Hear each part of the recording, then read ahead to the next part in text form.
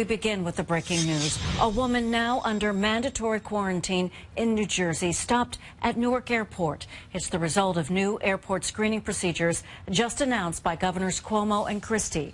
CBS 2's Jessica Schneider live in Lower Manhattan, where the governors held a joint news conference late today. Jessica?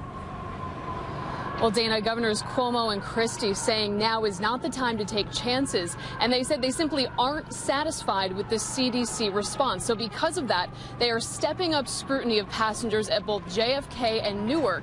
Their announcement coming just a few hours after a woman was taken away by health officials at Newark Airport after she arrived from West Africa.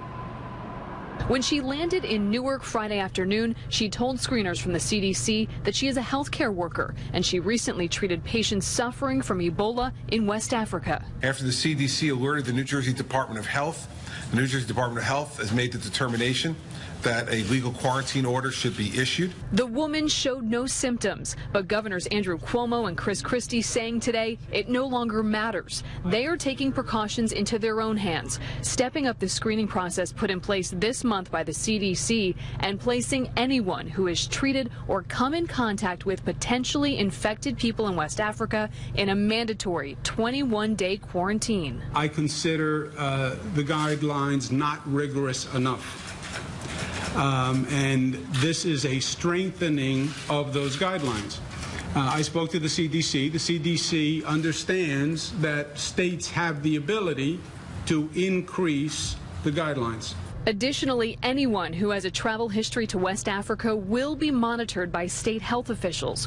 All of these new measures coming one day after 33-year-old Craig Spencer was diagnosed with Ebola about 2 weeks after leaving Guinea, where he worked with the group Doctors Without Borders. Spencer was doing self-monitoring for the week he's been back in New York. And the female healthcare worker who landed at Newark today indicated that she intended to travel to New York.